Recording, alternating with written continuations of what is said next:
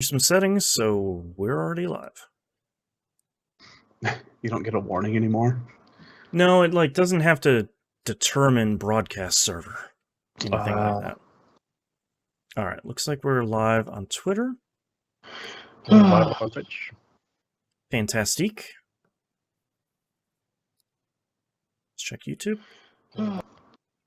That's great. Hello to Moon here in the chat. Howdy. Let me close what I'm looking at here. Fish and 2 things of salt? I don't fucking know, dude. It was right there in my emotes. Hey, I Risen can always Sparrow. do that one. Thanks for joining us. Howdy. Edibles. So that was, what, 35 minutes of Dune talk, essentially? Yeah, no big Pretty deal. much. Good times. Alright, are you guys ready to get started? Yes, I guess. Sure. Alright, starting in 3, 2, 1. Welcome back to another episode of the Video Game Podcast. I'm your host, Boston, and joining me as always is Moonpeer. Howdy. And the Nimp. Hello. Patreon.com/E1M1. The ones and numbers. Thank you for that. If you wanted to hear longtime Dune fan Moonpeer's review of Dune, 2021's Dune, now in theaters and on HBO Max. Wait. Hold on. We were talking about I thought we were talking about 1984. Yeah, I mean, I was talking a lot about Sting. I don't know where you were. But yes. Wow, I must have really zoned out. Yeah. You can catch us there. That's this week's Outcast. The Outcast is the uncensored behind-the-scenes episode where we talk about pretty much everything else other than video games. That is Patreon exclusive. Go check that out there. You also get early access to Critical Misses, show where Moon and I are sort of catching up on all the hits we've missed. Anime, TV, movies, some other stuff in the future, whatever we feel like adding to the list. And then you get 2-week early access to We Roguelike It, show where Moon and I are playing every roguelike in history. And because the last couple of years have been lousy with roguelikes, that list is real bad. It's real big. It's in the hundreds at this point. So, and the show will outlive us all. Hand that down to our descendants in our will. Here's the password to the Libsyn account. I entrust this We Roguelike It to you. Anyway, patreon.com/E1M1. Never stop the signal. That's right. Yep. If we don't put out at least 3 new episodes a week, we're gonna die. Patreon.com/E1M1. The recommended tier is a $5 tier. That gets you everything. That's just $5 a month, not per episode. Go check it out. Moon, what have you been playing this past week? Well, the ones and numbers, because you didn't leave me any gaps. So right. I have to... It's got to reinforce it. It's written into the law now. Every time you say I have to say it. You're the one that is helping me reinforce the branding, so I appreciate it. Is it just him, or is it anyone else that says E1M1? Yeah, I mean, we got a good brand here. I mean, I know my brand is on point because everybody's talking to me about Dune now, so clearly everybody knows me. That's true. I just want to see if we can just sneak it in there. We're just randomly throughout the podcast, someone just says E1M1 and Moon just goes ones or numbers. That's right, dude. It becomes like a tick. Yeah, I have to train myself to do it because otherwise I'll be listening to Boston and then forget that it's my part to say. That's right. I think on last week's episode he didn't leave me a break, and I literally talked over him to say the ones and numbers. Right, you got to get in there. Middle of a promo. Hashtag synergy. I'm not going to say the joke I could have said there. Anyway. Destiny 2 Spooky Season has arrived, so we are playing Spooky Season with Destiny. It is fine. Wearing the paper masks with the tape on them, which is really great. I got my spooky, scary skeleton spaceship now, which is the first time I've changed my spaceship in forever. That one's great. We all have the cat dance, so now all Gambit matches are cat dance matches instead. It's really good. and I really like Crow's Ghost. Why can we not have Crow's Ghost? Why do we get stuck with stupid Ghost? And Glint is over there with Crow. Glint is over there like... So for anyone that isn't playing the Halloween event, there's this. It's the first time they've changed it in a long time. The previous event was not great. This one is pretty good where you're going through, like, they call them the haunted lost sectors. So it's lost sectors you find out in the world where you sort of dip into a mini dungeon. It takes you like 3 minutes. You get some blues, you dip back out. They turn them into haunted versions, so there's like spiders on the wall, and there's Halloween dressing, basically. Yeah, there's jack-o'-lanterns everywhere. It's fun, but you're fighting headless ones, which is essentially like a really giant boss, but they have a flaming purple jack-o'-lantern head on it. And Glint has been telling you these stories that he believes, and literally nobody else on the radio believes at all about like, these. Akora's like you so. Oh, okay. So okay. Yeah, like, oh, you learned it from Glint. Okay, interesting. I get it now. So he's telling you these like barely believable, trying to be spooky Halloween stories, but he's very much like Kenneth from 30 Rock, where it's just like, you're too precious. I can't believe anything you say. Of course you believe this scary story that 4-year-olds would tell each other in the dark. And every time one of my favorite lines is when you beat one, he's like, "We are totally safe. We will forever be completely safe." Just like, you sweet child. Yep. Yep. He's just missing the sand to throw on the fire to turn it green. That's all he's missing. That's right. And that, my friends, is Moonpear's deep cut of the week. To see who gets that reference. Yeah, it's a real good bit of business from Glint in an event that they did a pretty good job updating it this year. It's fine. Yeah. I also like the fact that they've taken a break from the mainline stuff. Yes. To do this as well. So like. There isn't a new update where I've got to go and save the next Technomancer or whatever the hell they're called. Yeah, that's not gonna... They did a real good job in-game in the storyline, where it's like, well, I guess we'll just have to wait for the ritual to be ready. And it's like, okay, duly noted. I'll see you in a couple months. Yes. All right, so that's fine. Whatever. I've been playing some Destiny 2. Screw the grind on the prestiging for the different modes. Like that's a lot. Just wait for the double XP weeks. This upcoming week will be Vanguard, so you can play strikes. Okay, good, because I like my strikes. That's my favorite one. It'll be double reputation this upcoming week. Yes. Destiny 2, whatever. We did play some Dying Light. I'm stealing this from Nimp section because my section is a little bit thin again this week, so I'm stealing it from Nimp. Well, Nimp will get to steal one from me, so we're just gonna pay it forward. Okay, perfect. Yeah. So yeah, we played a bunch of Dying Light, which is to say we made fun of people talking. We insulted the way someone's lips look. Oh God, we did do that. Is it like the one like really cheaply animated character? Yeah, dude, he's got lips like flatworms, like they don't even exist. And I'm not talking flatworms from the top, I'm talking flatworms from the side. Right. We call them DSLs, and if you don't know what that means, look it up on your own time. This is a family-friendly podcast. Don't Google it. Don't Google it. It's real bad. Children? No. Children? No. No good. I might have to cut that out.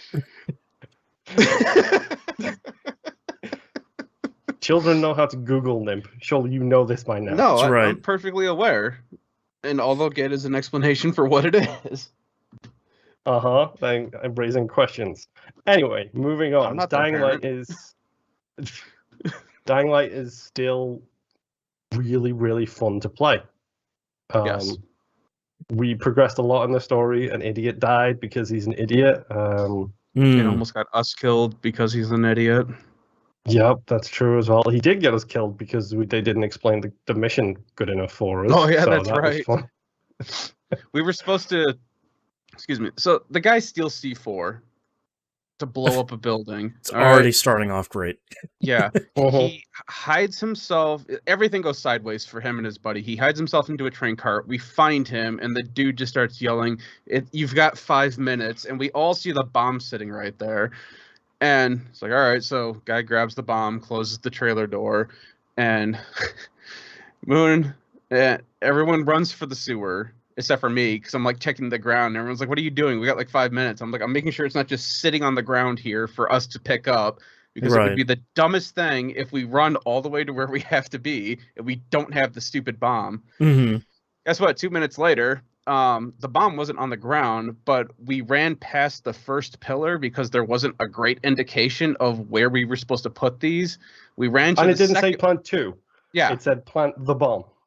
So we run to the second pillar that we all see and notice, and that's where the game is telling us to go. We see, the shadow outline of where the bomb is supposed to go. None of us can put a bomb there. Oh, man. So we missed the first one. Yeah, which we didn't even realize that was what the issue was. Someone happened to notice it as we ran by it the second time. I don't know. Yeah, I caught it the second time. So it's like, okay, Incredible. so we planted on the first one, then we planted on the second one, and then it's like, all right, get out of here. And then it will randomly pop up with these, like when you're playing this game co-op, it just randomly pops up with these like story campaign missions, and it's like, oh, get to this place first, get to this place first. So we're all running towards the place, and because everyone forgets it except for Nimp, all of a sudden I just see a ka-chunk as he flies past me to reach the objective point first and get himself bonus XP, and it's just like, later, really? jerks. Basically, well, we were in a second building. Moon and I run around a corner. He's in front of me, and I see, oh, hey, there isn't a wall over here. So I grappling hook the edge of the wall, and it just slingshots me around him and out the side of the building into the air. And then I just slingshot to the ground so I don't take fall damage. And Moon's like, dude. 100% cheating. Oh, man. Insert Kylo Ren traitor gif here, please. Right. But no, it's Dying Light. Like, how is the game that gorgeous? I don't know. Apparently, it runs smooth as silk on the Switch. Apparently, is what I'm hearing. Wow, really? Looks beautiful. That's surprising. Like, I don't know what dark magic they did to it to do that, but sure, why not? But it honestly reminds me of Just Cause, where like Just Cause is one of the most beautiful games ever because they use that great scaling technology. Yeah. Where it's like from far away, the trees are just little green, like happy little trees, little green things, circles. Yeah. And then as you get closer, it changes the actual resolution of them to bring more and more detail in. Right. But Dying Light is stupid fun. And as much as I hate to say this, I'm a little bit disappointed with how much emphasis they're putting on the story for the sequel. Because the story isn't the important thing in Dying Light. It's the springboarding off zombies' heads and then flying over the side of an overpass that's the important thing. I was going to say, much like Just Cause, the story is not really why you're there. Yeah. And especially when like you jump off like a 15-story high-rise apartment building onto the roof of a car and don't take any damage. It's like, yeah, cool, I'm Batman, whatever. Right. Or you keep grappling to one side of the building that you should be able to grab the ledge of, and the game won't let you because story. So then you just fall all the way back down and die twice. In the game's defense, it was very clearly telling us that the building was electrified. It was your fault. In my defense, I was very clearly rappelling to the edge of the roof that was not electrified at all. You got to get through those fields, man. EMP fields will mess you up. That's right. The game sucks. Game sucks and I love it. Yes. Honestly, that's pretty much like there's so much to love about it. Like the controls are like it's something I haven't talked about, I don't think, is the controls in the game are really solid. Like the game looks amazing, the soundtrack is fine, it does a really good job of making you uneasy in the night. Like a really good job of making you uneasy in the night. And then people start talking and you're just like, dude, I don't care what you and your brother are doing. Blah, blah, blah, zombies. The thing. Like, so I can bring it back and get the rewards. That's all I Right. want. I want the stuff you give me as a reward. It's like, oh, there's a survivor over there getting attacked by a zombie. I will take a 2-second detour to go and kick that zombie to death, just so I can get the survivor experience points. I don't care about the dude. I only Right. care about leveling up. That's Right. all it is. Me saving you fills my bars. That's all I want. I don't want to hear your sob story. I don't want to hear I'm about just your here for the family. XP. Exactly. Yep. But it's a perfectly fun, stupid game, and it's enjoyable to play with your friends. Yeah. Which is, well, sorry, it's enjoyable to play with your friends and a colleague. It's the most important thing I can say about it is Oh, I'm God. genuinely having a good time playing it. Right. So Dying Light is fine. It's fun. Especially too when one of us does something and then we get fixated on it, like when we were doing that bomb mission, and I was telling you both, because we had to go into a tunnel. One side was blockaded off, but I had found out that if you rappel over the tunnel, it'll actually let you, because you can't climb over these barricades any other way. But if you rappel to the top of the tunnel and do it at such an angle that it flings you over the barricades, you can get to the other side. And so I was telling Moon and Rob this, and Rob's like, no, you can't do that. And I'm like, yeah, and I do it again to show him, and now I'm on the other side with Moon, who has just armed a bomb to blow up the barricades. And so Moon's like, all right, we're out of here. And so we go running over, and Rob is still at the barricade screwing around trying to do what I do, and then it goes off and kills him. Great. So yeah. And then the best thing was because the tunnel was full of exploded cars at that point, me going back through to try and save him Got you killed me. killed. Great. Which then left me in pitch dark by myself with everything knowing where I was at. Yep. Dying Light's dumb. Like, it's so dumb, but it is genuinely a fun game. Like, I would give it credit where it's due. This is about as dumb as Dead Island, but it's so much better gameplay-wise than Dead Island was. Yeah.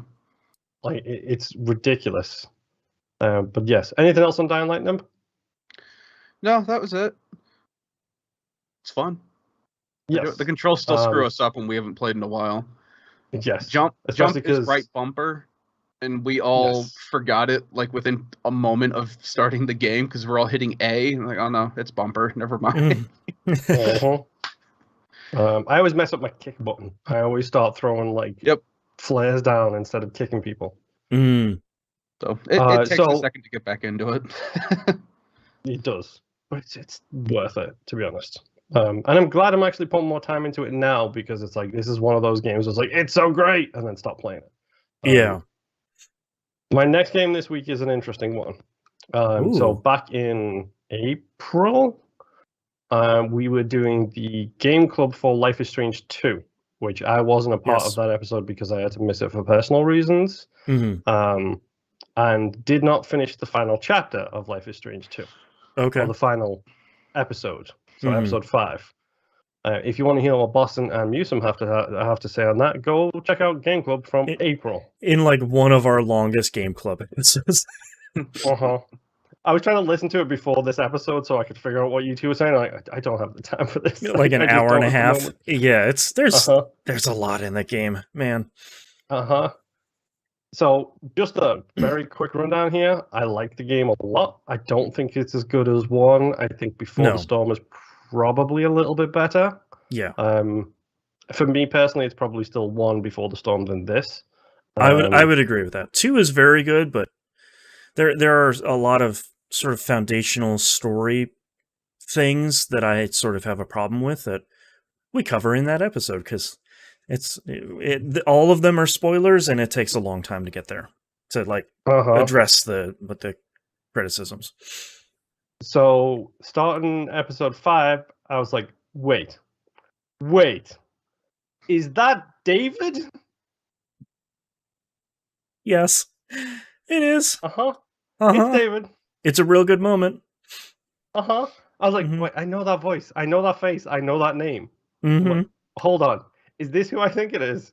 Yes, it is.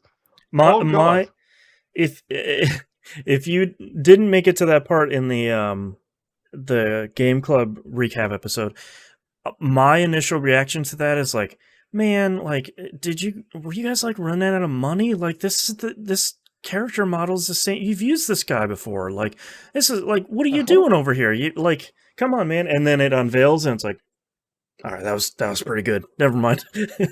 I'm not gonna lie, going in his trailer was sick. Like, it was there aren't so good. There aren't a lot of Life is Strange 2 very clearly takes place after the first game. And there's one moment in the first episode that addresses the end of the game, and they don't really talk about it until the 5th episode. So I kind of forgot that it takes place in the same, like, essentially universe until that happened. I was like, oh, right. This is a direct sequel. Okay, gotcha. The final collectible in that chapter is also a keychain from that it's like a bottle opener from that burger joint. I felt so guilty taking that. I'm not gonna lie. Like, so bad for taking it. Guys. But there was an achievement, so I had to do it. I got the good ending? Question mark. Here's the fun part. There are no good endings. There are no good endings. Yeah. See one of my problems with the game. It was interesting. So minor spoiler alert, huge spoiler alert for Life is Strange 2. I got the prison ending. Ditto. I did not do the crossing. Because I didn't feel it was right to use the powers to make that decision. Correct. No, you and I probably had a very similar playthrough. I honestly probably should have, based on what the other ending is. Okay. Because I did read up on the endings after I did it. I was like, come on, like, really? This is the ending that we're gonna go with? I probably should have done it, because if you got this, did you get the Lila ending where she shows up outside the prison with Daniel and Mother? Is that the redhead that you're traveling with? Oh, it's the girl from the very first episode who he's best friends with. Nope, cut ties with her real early. Okay, so I got the ending where she shows up at the prison as well. And if I would have done the crossing, then I would have made it. Daniel would have stayed on the America side, so he would have still grown up with his grandparents. Oh, wow.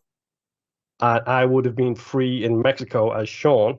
And then because I did romance the punk rock chick, she would have been there with me, and he would have been free. Wow. Probably, like, the best ending you could come up with. And they all still talk to each other. They all still communicate. Like, they're calling each other all the time. And, like, they send photos and care packages backwards and forwards between them. And it's just like, come on. Yeah, there's a lot to be disappointed about in episode 5. And the ending and the variations thereof that I got were pretty rough. Yeah. So I'm guessing I probably got the same one as you, where it was them doing the camping trip at the end. Yeah, which is like a very sweet thing, and there's like, I'm just going to mark this whole chapter in this podcast as a spoiler. There's like, the very final shot in the game is like a cool little wink and nod to the entire game. But for me, the like pain of the entire journey wasn't really worth the ending. That is a brutal and mean game. Especially the ending I got for chapter 3. I think it's the one where you're hanging out with the Captain Spirit kid. Oh jeez, what did you get? I got the real bad ending to that. That everything went all the way wrong. I just it was real bad. Oh man. Yeah. Oh boy. Yeah. Yeah. You guys are really selling me on this series, dude. You should play Life is Strange 1 and Before the Storm, and it's really tough because I don't know if I can wholeheartedly recommend 2 like I can with 1. 1 is an incredible game, and 2. I think, go ahead. Like, not to bring # politics into our video games discussions, spoiler alert, all video games have politics and get over it. For real. It probably helps or doesn't help this game that this game came out in 2016. Like, yes. And it is very clearly in the first episode, there are references to the election. There are references to who won the election. And as a cast of mostly Hispanic characters and people who are non-white, it's very real about where those people stand in the world at that moment in time. The game is the natural extension of Life is Strange 1. And Life is Strange 1 like doesn't really pull any punches on what it's doing, but it was never really that topical or that impactful. Life is Strange was very teen. Yeah, Life is Strange 2, you know when the incident happens at the beginning of the game and you run away, the ending to that game is not going to go well, and every single decision you have to make in that game is going to be rough. Like, there are some decisions in Life is Strange 1 where it's like, why would I ever make that other decision? Like, this is the only one for me. And there's a bunch in Life is Strange 2 where I'm like looking at the 2 or 3 choices on the screen going, all of these are bad. Yeah, like, what's the least worst one in this situation? So, like, I don't know. Life is Strange 2 is really good. It's like watching a movie that's just brutal. And it's like, that was really well done, and I don't want to watch it again. Yeah, it's like watching American History X, Requiem for a Dream. Right. Like, these are incredible movies, and I have watched it. I am good. I've seen it once, and I'm done. Right. It's very much like that, where it's like, this is an interesting, good experience that I had once, and I uninstalled. And I don't regret having it, but like, I can't recommend really it. Got across what it feels like to have your teeth on concrete, and I don't want to have that feeling again. Yeah, and like that's very much what Life is Strange 2 is. It's like, this game is just gonna punch me in the head a couple of times an hour. Let's go. It's like within the first hour of the first episode, there are racial slurs getting thrown at you as the main character. Yeah, and it's like, and it's from your next door neighbor, and it's just like, great. It's one of those games.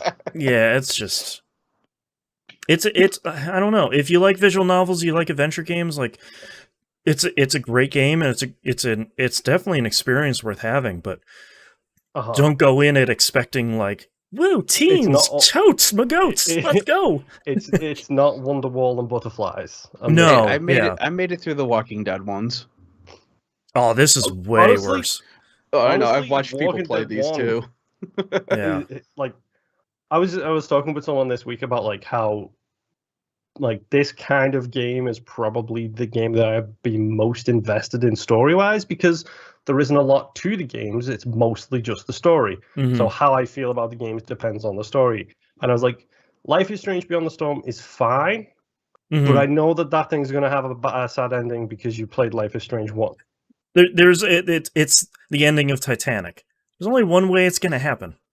Like this road only leads to one place. Yeah, whereas Life is Strange 1, it very clearly gives you the choice. And I'm based on what you mentioned, we both chose to destroy the town and save Chloe. You might have made that choice.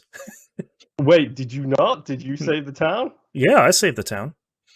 I destroyed that town in a heartbeat, dude. No, I didn't. Okay, now we need to talk about the David scenes. Dissenting opinions. I got the saddest ending on the face of the planet for the first Life is Strange. I got to spoiler so much of this stuff. Yes, you do. Okay, so when I met David, Joyce is dead. Almost all of the town gets wiped out. Everyone's dealing with the loss of their families and stuff. Sure. Is it Valerie is the girl from Life is Strange 1? The one who is in the room at the very end? Is it Valerie, Vicky, something beginning with a V? Victoria, Vicky, something like that? Yes, Victoria. Yeah, the mean girl? Yes. She survives. Oh, God.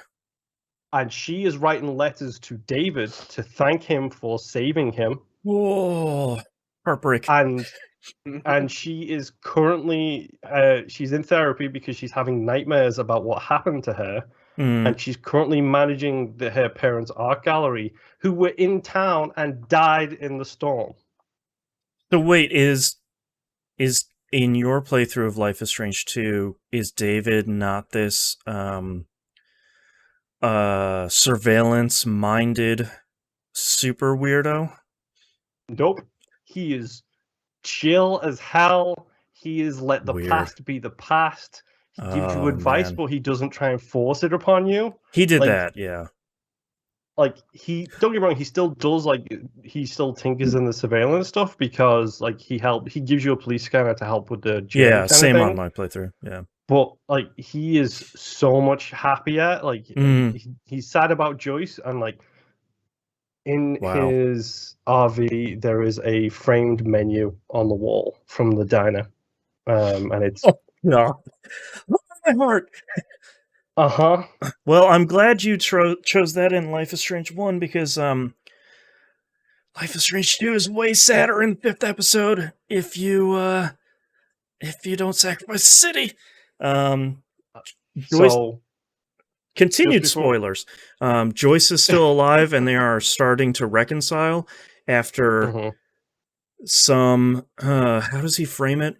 Some rich D-bag at school shot and killed my kid, and I'm just like, oh my heart. Jeez. And he has been doing his own like detective investigation work on what happened, and why his daughter is the only one that died. And I'm just like, oh, it's so bad. In my version, Chloe calls him. Yeah, Joyce calls him in this one. And they are on speaking terms, and they are happy. And Chloe and Max both spent time out away and helped set up the solar panels. Yeah, it's it is real nice to see that. I'm gonna have to insert like a spoiler warning pickup here. It is really nice to see that they do continue so many of those threads, because the very first question in Life is Strange 2 is, hey, did you play Life is Strange 1? And you can say yes or no. And if you say yes, they go, cool, what happened in the ending? And you get to make that, you get to relay what that last choice was. And man, it's super brutal. It's real rough. But yeah, Life is Strange 2. Like, I really, really, really should go play True Colors now. I should. Yeah, I bought that, and I'm just like, it's making its way, bubbling to the top of the list here. I saw it the other day, and like that's what made me think about it. I was like, oh, there's True Colors. It's on the advertising spot on my front screen. I was like, crap, I didn't finish 2. I should really go back and finish 2. I just stab myself in the foot. Why not? It's very much like taking prongs and sticking them into various parts of my body, because it was like, okay, what happened? Oh, that's right, cult. Yeah. Okay. Right. Jesus. I believe Musum finished Life is Strange. I think he just wrote on Twitter that he largely enjoyed it. So I think it sounds like it has a really solid reception. Okay, so I've had a lot of people talking good things about it, so I'm very interested to potentially go down that rabbit hole in the next month and 2 weeks we have before Game of the Year discussions. Oh, I just blacked out for a second. What's going on? Don't mind me while I turn to dust in front of you. Yeah. But yeah, I'm gonna go finish that episode. Like, I've stuff to do once I'm finished here, but it's podcast stuff, so I'm gonna go back and finish listening to that episode to see what you and Musum thought of it. But the game is a game about tough times, tough choices, and nothing ever good coming from it, which, I'll be honest, I do think is a product of the time it was made. Oh, for sure. Absolutely. Like, it kind of takes everybody's fears and compresses them into like a 6-hour game, and you're just like, oh, great. Thank God it's over. Oh, God. Yep. And my final game this week, Boston, you're going to love this one. The Procession to Cavalry. I was looking at this. So, I don't know how to talk about this game. How did they explain it in the store? It's like it's like a humorous adventure game where you're playing. Everything in the game is made out of Renaissance paintings. Uh-huh. And I thought that sounded like the worst idea of all time until I watched the trailer on the Xbox store, and I'm like, within the first 30 seconds, I'm like, okay, sure, yeah, I get what you're going for. This looks kind of fun. It's super abstract, so we'll talk about that first and foremost. Like, the humor it's weird. It feels like a modern attempt at The Bard's Tale. Yeah. With all that involves, there is a goblin playing a lute, and it's called the Lute Goblin, Lute Goblin. Oh, God. Okay, so yeah, very much like the Bard's Tale, sort of tongue in cheek. This is a Kickstarter game as well, which I didn't know until I tried to get into the back door of the art gallery. Which, when you go into the art gallery, it seems it's all of the paintings that are used in the game are in the art gallery, so you can see them all. And then when you try and go in the back door, it's like, dude, that's just a bunch of rich folk who are behind that door with poorly drawn portraits. You're fine. You don't need to go in there. Like 10, 15 conversation points later, you go behind the door and it's all the Kickstarters painted in Renaissance style, and it's really weird and creepy. Yeah. I'm playing the trailer here on the live stream, if anyone's watching. Yes. Thank you, by the way, because that trailer just literally gave me an answer to a puzzle I'm currently stuck on. Hey, nice. Which is the tall lady. This looks like some Monty Python stuff. Yeah, very much so. 1,000%. Yep. That's exactly the kind of humor it's going just for. Just the big Renaissance foot coming out of the sky. And like there's a Renaissance Jesus, I think, in there at some point, and like your character is constantly pointing out people doing stupid things. Like, it's like, why do you have a young boy by a leash sitting at your table? And then the person's like, don't worry about it. It's no big deal. They're like, no, why do you have a young boy on a leash at your table? Right. Like, that's kind of a big deal. It's fine. It's fine. No, don't worry about it. The humor is hit and miss with me so far. Some of it has been genuinely pretty good. Some of it has been cringeworthy and terrible. Very much like the Bard's Tale. There is an option to draw your sword and kill people as an interaction point. And the first time I did that, it came up with like, we were told to not murder anybody anymore. You know that, right? It's like, yes. So maybe you don't want to do this. So just in case, before you ask me again, psst, save your data. Psst. And then we'll see what you say. That's great. It's strange. It's very, very weird. That's why I use the term abstract, because it's like, I don't know if I get it. It's like a very singular thing where it's like, oh, it's another one of these Renaissance point-and-click adventure games, right, guys? It's like, that's not how it's going. It's very weird. I've heard it's short, so that's one of the reasons I'm playing it, is because, number one, this is on Game Pass. And number two, it's short. So I was like, I'm just going to play it, which, thanks Life is Strange, for 22 gigs now that I have uninstalled. Wow. Yes. I don't know. It's weird. It's good in some places. It's terrible in others. And because it's obviously made by what seems like one dude made this thing, all of the music in the game is like classical music. So it's just like a Renaissance painting of people playing instruments, lightly animated. Right. And if you examine them, it tells you exactly what they're playing, but it gives weird descriptions. So like, I think it's Hercules, the wrestling, two dudes wrestling, which is a Hercules painting by somebody. Like, the description for them is like two naked dudes having a fight on the beach. And then when you try and interact with them, he's like, I'm not getting involved in that. And one of the first achievements I got in the game was a bunch of people, like a bunch of bishops worshipping somebody on a throne.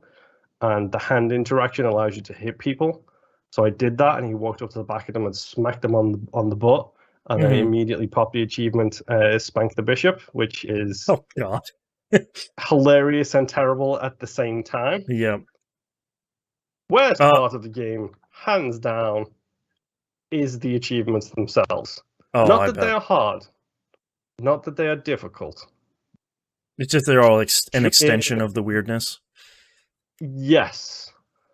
How long to beat says this is 2.5 hours long. So that's not too bad. Yeah. Already near the end then. Yeah. So the achievement names make no sense, and the descriptions make less sense. Great. Magician's assistant number 1. Nor did they repent of their murders, their magic arts, their sexual immorality, or their thefts. Okay. Well, obviously, Moon, all you have to do is... Yeah. Uh-huh. Who's a good boy? The beast I saw resembled a leopard but had feet like those of a bear, a mouth like that of a lion. Like, come on. Right. Well, let's get all of our... My wounds stink and are corrupt because of my foolishness. Let's get all of our Bible verses here in our achievement. Yeah. Go look for a leper. Yeah. So good. The game is weird. Weird and eccentric and esoteric in that way that only point-and-click adventures seem to be able to get away with. And it's perfect for Game Pass. It's like, here's a 2.5 hour really weird thing that I might not want to spend the money on and like roll the dice on if it's good weird or bad weird, but I'll spend 2.5 hours checking this weird thing out. Yeah, and so far it's like I said, it's a mixed bag when it comes to reviewing this game. Right. But again, it's got me slightly intrigued. And I don't like that. I don't know if I want to run around and stab these paintings in the face anymore. Right. It's so weird. Like, the girl with the pearl earring is a famous painting. It's the girl looking slightly over her shoulder with the pearl earring and the blue headband, I think it is, on. Mm-hmm. One of my missions at the moment is to get, like, 4 pieces of jewelry. She's wearing a ruby amethyst in this, so it's like, do I have to bring her a pearl earring so I can fix her and make her better? Oh, sure, and like trade for the. So you're getting like point and click adventure brain here. Yeah, I'm getting into that thing, but dude, I don't have a degree in art history. I don't know what half of these things reference. I wonder if there's like a small group of art history nerds out there that are like, this game is brilliant. Look at all these in-jokes. This is great. It's just like, that's not my forte here. Probably. Oh man. Well, I'm glad you're trying it. Weird. Yeah, it's been an experience, to say the least. Yeah, the Procession to Chivalry.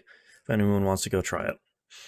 Yes. Well, that is all I have been playing this week. Nimp, take it away with your Jura Purges.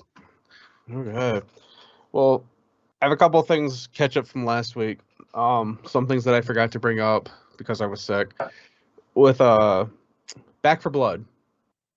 Oh, yeah. This is the one game so far that Ready to Start actually works. Hey, making improvements. and I forgot to bring that up last week. Great. Because the week before that, I had a rant about how this never works. I don't understand why this is a thing.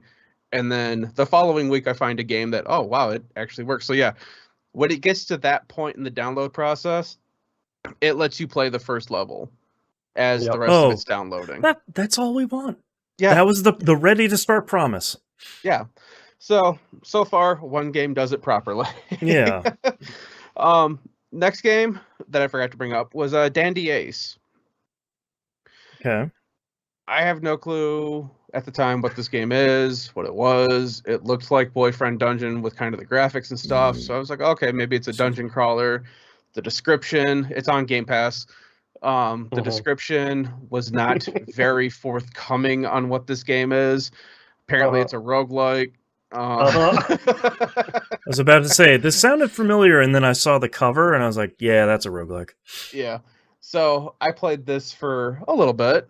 I was like, oh, okay, this is cool. So basically, the story is that you're playing as a magician who you outperform another magician. This other magician gets angry, throws you into this magical mirror, and now you are in a repeating roguelike dungeon. Mm-hmm. So you clear it, everything changes, it's all randomized and stuff like that. The one thing that I didn't understand is that you're being time is going up, like you have a little timer on the bottom right. I don't know why it is going up. I didn't get far enough where they explained what the point of that is. But as a magician, it's probably the speedrun timer. You're fine. That's what I was thinking, and I just kind of ignored it. Yeah, a lot of roguelikes now are like, here's how long your run has been going without any really other thing about it. But throughout this, you basically get like magic cards that you're using. So one of them's like, oh, you can use this dash ability. The other one's like, oh, this is just your range attack. This other one's like, oh, this is like a trap that you can set that other people can walk into. And as you can continue on, you'll find other cards, and you can either, there's something about you can slot them so that they improve or enhance the current card set that you have, or you can swap them out so your main card is that card now. Oh, so it's almost like attaching draw spells to your skills, like in Final Fantasy VIII. Now you have my interest. Oh, yeah, there you go. So that's the good stuff. Well, I hope that caught your interest, because that's about as far as I got into this game. Right. It was like, this looks really cool. Like I said, it reminded me a lot of Boyfriend Dungeon, which is why I was checking it out, just to see what it was. I did one run with it. I got to the A boss. I don't know if it's the first boss. I don't know if those switch in and out, different bosses or what. But I got to A boss, got it almost beaten, and then died. And then it just put me back at the beginning, and I was like, all right, cool. And then you have like this little shop that you can go into and talk to people to buy stuff, like improve your cards and stuff like that. I'm like, all right, that's a good place to stop. So that's as far I got with Dancy Ace. It seemed like a cool game. Cool. I'm just not a roguelike person, but whatever. It should be. Not yet. I just don't have I have patience. I just generally don't have the time. Yeah, you don't have it in you. Speaking of not having the time, Fallout 76. Oh, jeez. Don't go down that rabbit hole. Well, I am. I installed that this past week. I probably played about 10-20 minutes of it. As of Friday, what was that, the 22nd of October 2021, it looks and feels like a Fallout game. Hey, nice. So it's a step up, at least from what it used to be. Yeah. I never touched it before this week, so I just know everyone was angry, and sounds like rightfully so. Right. But basically, the game starts out, you get the character creator. Once you go through, that all felt like Fallout with the same options and stuff like that. So once you go through, create your character, you take a picture of it. This goes under like some ID, like, what do they call it? Like a Fallout member 76, Vault-Tec ID kind of thing. Then you're told, it's like, okay, you need to leave the vault. Get out. Okay, so you walk to the door of your room. Your Pip-Boy's in a display there. You grab your Pip-Boy and you walk out. And throughout the vault, there's like these stands. Like everyone had a party the night before because the vault finally opened up. So now there's like these stands, like these party stands where you can go through and pick up like, hey, here's a Med-X, here's a Radaway, grab these on your way out. And there's little signs on there that says like one per person and all that stuff. And there's like little footprints that shows how you're supposed to be walking through and grabbing all this stuff. That's fun. So as you're walking through the vault, you're grabbing all this stuff and you're getting explanations on what everything is. And there's some, movies and stuff playing on the side that you can watch if you want. And then you get to the point where you grab a camp set, which I forget what it means, but it's basically just how you're going to build your base. It's like this little oven-looking thing that opens up, and then you can start building things. I grabbed that, and then I got the mission objective for, okay, figure out what was going on with the Overseer. All right, so I find the Overseer's office in the vault, get into their computer, I read everything about it, and it turns out that this vault is not set up like the other vaults. Where the other ones were always supposed to be these weird test guinea pig ones. Right. This one specifically says, talking to the Overseer, reading their notes, this one says, hey, we know that we brought you through the Vault Seer, management and expectation courses. Disregard all of that. None of that goes towards this vault. This vault is meant to succeed. Oh, okay. Interesting. Okay, yeah. And it basically breaks down to that, like, everyone in this vault is supposed to be like the most brilliant, cream of the crop. This is what's going to rebuild America once the bombs drop, and it's safe for you to come back out. So you're reading this like, all right, cool, and then that's different. There's no weird heinous act that was happening behind the scenes that you haven't figured out yet. Right. You hope. Yeah, so far. Yeah. I have left the vault. I got to look outside. You are in the Appalachian Mountains. It looks really good, especially with everything's hilly. There's trees everywhere. It looks, which that was the first thing that really grabbed me. It's like, oh my God, there's green in this game. Right. They can do forests in this? Yeah, and not like green from my old Pip-Boy screen. I'm talking like green foliage. Like I can see hills and grass, and it looks normal. It's beautiful. And then I look to my right, and there's like a dead body there. I'm like, all right, yes, this is meeting expectations, and go over there and loot the body and get my gun and ammo and stuff. Nice. Walk down some steps. There's a couple people there that were trying to get into the vault that were they were told that there was treasure in there. You basically tell them, it's like, I'm the last person who just came out of there. There's nothing in there. You're wasting your time. And they get kind of mad, not with you, but apparently they'd spent like all of their money, their caps, trying to get this information and then try to get into the vault. And then you basically come out of it and tell them, no, this is on lockdown now. There's nothing in there worth grabbing. Right. And that's where I left the game so far. Okay. So you got tutorialized.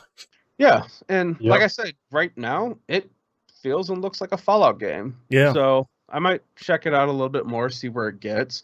I have no clue how any of the multiplayer stuff is supposed to kick in. Yeah. I assume from what I had heard, you can play online or you can play in like a single player offline mode where you just play the whole game single player. I just chose new game and went, so I don't know what mode I'm in yet.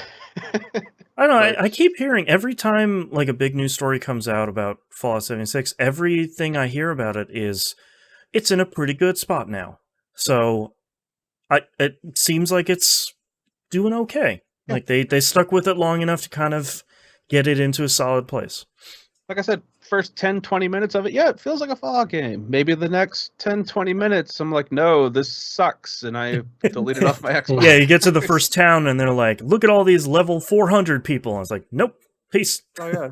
Like, oh, you want to have your different, I don't know, your different accounts set up? Pay us $40 and PvP like, enabled. No. Yeah. So after that, throughout this past week, I've kind of been playing Days Gone off and on the PlayStation. I don't know why the trend has been that if it's a zombie game, it has to have crafting, it has to have a day-night cycle, it has to have weapons with durability. Right. All this weird crap. Because this game has all of that. Which, it's not horrible in this game. Basically, you are a biker from a motorcycle club, a 1%er. Yeah, I avoided gang because he's a 1%er, whatever. Right. But basically, you have a motorcycle and it's open world, and you are driving around this area. You are helping out camps. You are helping out other people. You're trying to build up your motorcycle so that way you and your buddy can move up north for some reason. Haven't been told what's so important about going north yet, but I have helped out these two camps. I've helped out like these random people you just find like random survivors and stuff like that. I've been shot so many times by snipers, Oh boy. which sucks because they basically one-shot your bike, and then you kind Oh. of fall off of it, and then you have to Jeez. fight people, and then you have to shoot a sniper.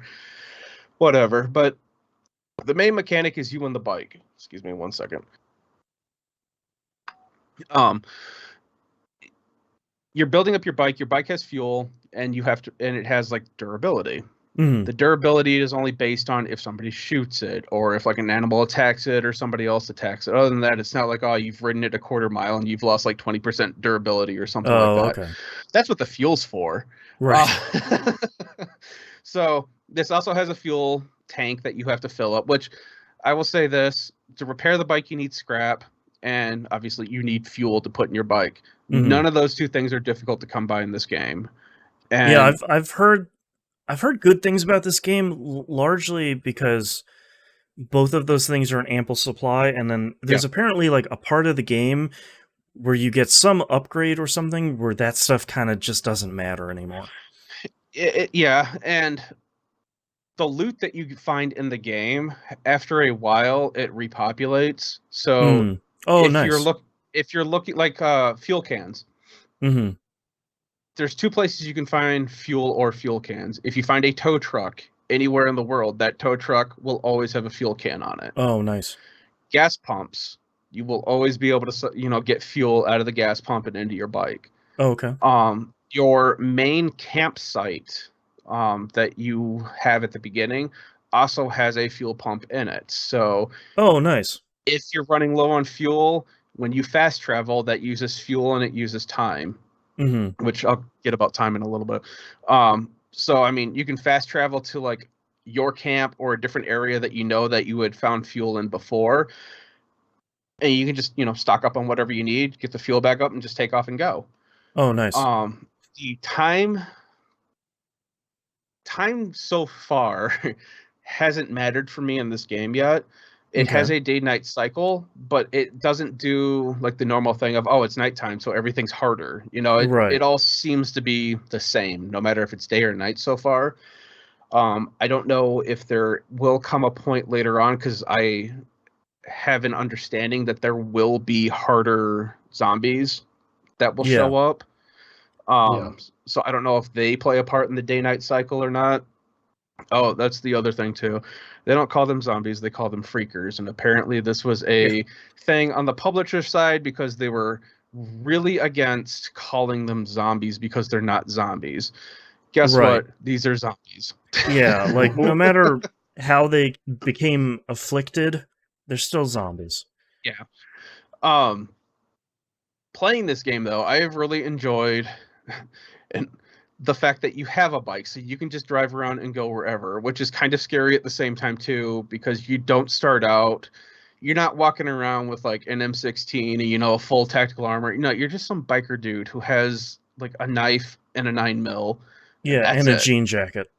Yeah. Yeah. And you will find very quickly that zombies are everywhere. And there are also groups called hordes. And I want you to think of like War Z hordes. Right.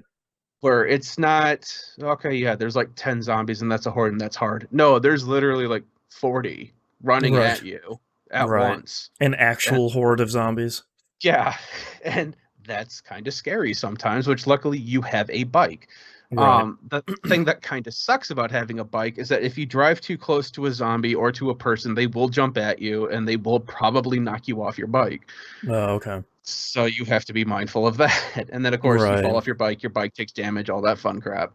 I have also come across this other group called Rippers, which they're this weird cultist group, and they have started putting up basically cable across the road. Oh, no. And I noticed one at the very last second of, I wonder what that thing is in the, just chest height in the road. And I managed to stop just in time to not hit it, but then get attacked by a bunch of rippers. And I couldn't turn around to get in. Getting off your bike is kind of slow. So the whole thing is weird. Because you were driving a bike, it is super loud because, loud pipes save lives unless you're in a zombie apocalypse. Right. So you attract everything that's around you because your bike is loud. Gotcha. Which it's kind of funny too, because I had slowed down. Your map does this thing when you're on your bike. The mini map that you have will zoom out, so everything like icons and stuff look a lot closer to you. And then when you get off your bike, your map zooms back to its normal 1-to-1 size. So then you realize, oh, this plant that showed up on my map isn't really right next to me. It's kind of out in this field a little bit. I see. Right. So there was one time I was out in an area and I had slowed down because I'm trying to see this plant. I was like, all right, it should be around here. Let me see if I can see it before I get off my bike in case I get attacked. And just as I'm thinking that, all of a sudden the zombie just leaps out behind me and hits me and scares the heck out of me. So it's been fun. It's been fun just tooling around on the bike, doing the missions. There's nests. Yeah, I think they do just call them nests. Where basically you'll find like in these buildings, you'll just find like all these branches and bushes and stuff that are just like shoved in. It looks like a beaver dam almost inside a building. Okay. And to get rid of these, you have to throw a Molotov at them, and then like all these zombies come out, and then you kill them, and then you've cleared the area of an infestation or a nest. Okay. You have to do this to do some of the fast traveling, because if there's a nest in an area that you want to fast travel, like if there's a camp past that you want to fast travel to, if there's a nest there, the game won't let you do that. So you have to clear those out, and then you can start fast traveling back and forth. So there's been a lot of crazy shenanigans of me trying to stealth into areas. I find a nest, I blow it up, run away, and then I shoot things with the crossbow because it's quiet, and then just slowly work my way back in there. So on top of the fact that there are wolves, there are deer, and there are bears that are also coming after you. The bear sucks. I had to fight one because of the story. Oh no. That was not great. That's not a good time for anyone. No.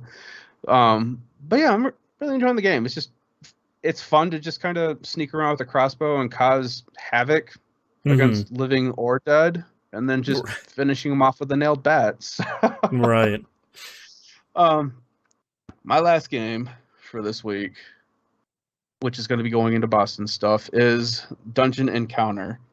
I got you. Now, is it Encounter or Encounters? No. Dungeon Encounters. Okay. For some reason, I can't get that to stick in my head, and I don't know why. Right. For the longest time, I wasn't even Googling the correct... I think I was doing Dungeon something else for like the longest time. I Google like every time I try and go look up something, I'm like, yeah, I'm going to Google Dungeon Explorers. Nope. That's not the game. Yeah, I keep doing Explorers too for some reason. What is Dungeon Explorers? I'll Google it while we're talking. I have no clue what that is, if it's even a thing, but I've done it. I think it was just because it kept auto-completing in Google, and I was like, yeah, that's it, and just clicked it. I'm like, no, that is not it. Because it gives me like a bunch of D&D references and stuff like that. I'm getting a lot of... Nobody else is playing this game, so I'm getting a lot of D&D references. Yeah, and I'm like, all right, I'll probably need these for something else later, but not right now. Right. That's not exactly what I'm searching for, but it's appreciated. Oh, excuse me. So, I so far have made it up to floor 22, 23. Okay. My son has also decided to start playing this game. Nice. We'll get into his shenanigans later. Right. But right now, I just picked random portraits because it doesn't matter really who you pick. Yeah. I'm still rocking like the first 4 people you can pick, basically. I've got the Panther guy, the Panther. Oh, I have him too. Yeah, it's like, you want to play as a Panther? I was like, hell yeah, I do. Yeah, I've got this one woman that looks like a cleric, another woman that looks like an Amazonian, and then some dude who looks like he could have been a cleric or a bard. I don't know. Okay. But have you been reading any of their backstories in the composition menu? Some of them, yes. Yeah, they're pretty good. Just because I noticed it offhand when I was looking for something else. I'm like, oh, that was pretty interesting. And then just kind of moved on to the next party member, and now I'm interested in, the random cat thing that... Yeah, Sir Cat. I just rescued him. For anyone listening, there's virtually no story in this game other than here's a dungeon, it has 100 floors, the academy was built next to it so people could explore the dungeons. Get on in there. And then each character has like 3 or 4 paragraphs about how they made their way to the academy or into the dungeon. And it's just like some characters are related to another, some are like brothers or foes or things like that. There's like a little bit of light, kind of cool world building around it, but nothing. You're not reading like 50 pages about this character's backstory. It's pretty much set up the same way that Dark Souls is, where it's like if you really want the lore, you have to read the item descriptions, and that might give you a glimmer of something to go off of. Yeah, and in this one, even the items don't have descriptions. It's just like, here's Excalibur, here's Save the Queen, they're just this sword is better than the other one. What do you want, a whole story? Yeah. Like it's not interested in that. So that was something I was finding out, was that the only thing that's good for leveling up your character is just so that they get more PP. What do they call them? Precision points or precision points, and they get more hit points too. That doesn't matter to me so much, because honestly, unless you get poisoned, which sucks. Unless you get poisoned, if you get to the point where the enemy is doing hit point damage to you, chances are that person's dead. Yeah, I'm at the point now where hit points matter way more because enemies are doing direct HP damage. I just started running into people that are bypass. I'm like, oh my god, this already sucks. You're breaking the rules. Come on. So for something that I had figured out, because one of my characters had gotten poisoned, and I was like, all right, let me test the limits and see how this game handles being poisoned and everything for that. So there are places that you can go and purify your characters that get rid of poison. I was nowhere near one of those places. Right. I also did not have an ability to get rid of poison. I still don't right now. So I was like, okay, let me see if I just let them die straight out. Will that cure them of poison? Sure. It does. Hey, all right. So I had resurrection. I have the ability to heal my characters. So I was like, all right, cool. This person just died of poison. I'm going to resurrect them. I'm going to heal them. When you resurrect them, they come back with a little bit of physical defense and magical defense. I have the ability to refill the physical defense and the magical defense on my party members, which does it as a full party, not individual, which is really helpful. So it's like, all right, cool. So if anyone ever gets poisoned again, depending on where I'm at, it's like they're just going to have to die before they get better. One thing I think is really interesting in this game is there are no skills. Like, there's very little magic in this game. I think I'm now on floor 83. I think I still only have like 4 skills I can use in the game, which is like run away, heal, resurrect, or like I finally got a skill on like level 70 something that fills up the physical and magical defense for the whole party, both of them at the same time. Nice. And that's it. Like there are no skills to recover from petrification or poisoning or one-shot death or something. All the skills you get for those are to prevent the party from getting them in the first place. So like really early on in the game, you get a skill that prevents anybody in your party from being poisoned or being petrified or being consumed, which is like the second worst thing in this game. I have the consume one active as soon as I got it, because I was like, I have no clue when this is going to be useful, but I'm just going to do it now because I don't want to deal with this. Yeah, if your party member gets consumed, basically you have to beat up similar enemies on the floor until one of them essentially like barfs up your party member back into your party. It's brutal. It's probably the second worst one. I'll get to the worst one here in a little bit, but I wanted you to have the floor first. Well, right now I'm at the point where I'm doing a lot more grinding than I am exploring. I mean, I'm exploring while I'm doing the grinding, but getting weapon drops, I don't know. I still haven't fully figured out the shop getting new items as opposed to me finding stuff. So far, it seems like when I find something I get something from a dropped enemy, all of a sudden the shops start having it. But there's been so go ahead. Well, I was going to say, but there's been a couple times where a shop has had better items than I've had drops from yet. Yeah, So I think this is probably the only thing I'm really confused about in this game, and I wish that there was clearer messaging around it, because everything else is really clear. Every enemy has 2 loot tables. One is this item drops, or this item drops to the shop. So sometimes, and for all the enemies I've found, those loot tables are the same, where it's like, oh, this is going to drop an item that will increase your HP, or it will drop a sword. Yeah. And it will drop those into your inventory, or it will drop it into the shop for you to purchase. And if it drops into the shop, just 1 drops into the shop. So if you want to buy them for everybody, you need to get 4 drops.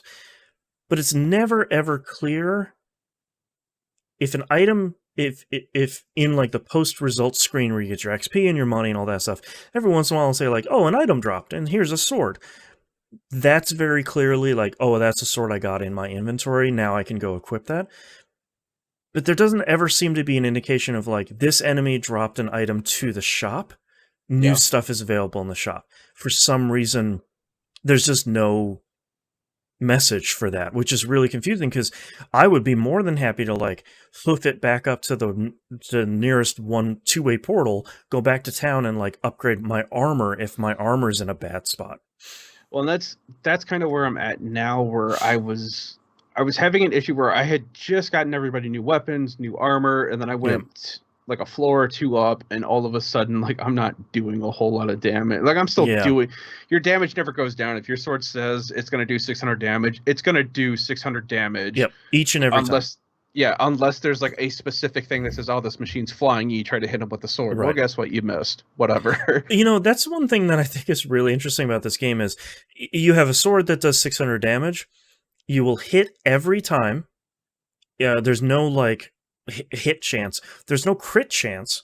You have Unless to you have an accessory, yeah. Yeah, you have to equip an accessory to either counter or crit, which is kind of interesting because the cool part about the game is all of this, like, all right, this enemy is going to be moving next. These 2 party members can attack them before the enemy moves.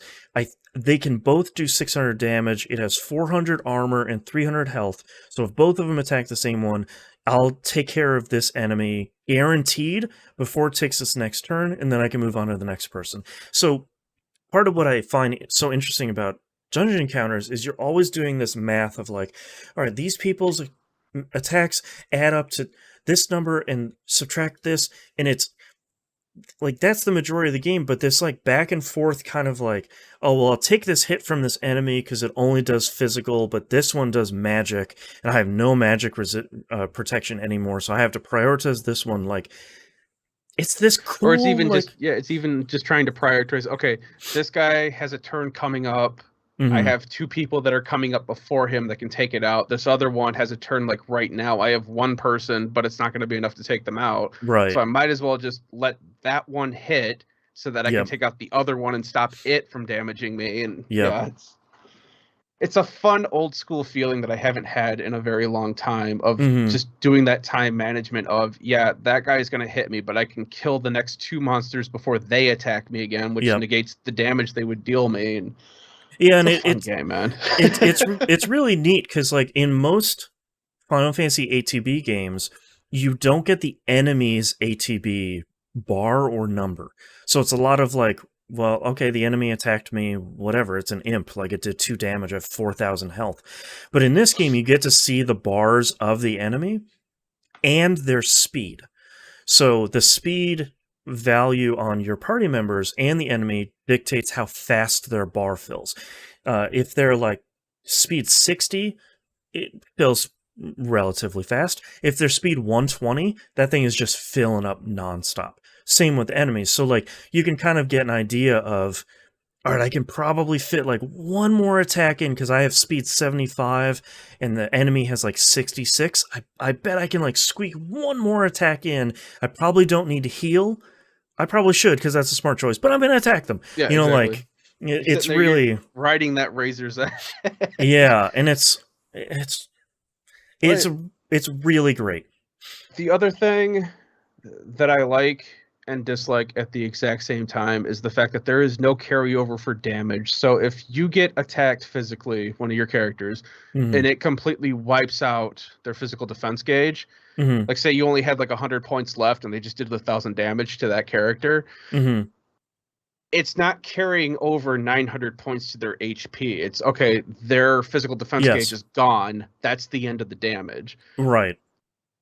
There's been so many times where I could have won a thing so much sooner if it had just done that, and there's so many times I could have been screwed over if it did do that. It's this back and forth of every time where it's like, this creature has 1 PD left. I'm about to do 1,000 damage to it to wipe it so they can finally kill it with my other character. Right.